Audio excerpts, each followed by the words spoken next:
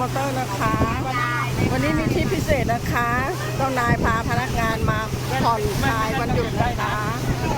ถ้าแว่นน้องไม่อยู่แก้ม ตอนนี้กำลังนั่งเรือสปีดโบ๊ทนะคะจะไปดำน้ำกันนะคะ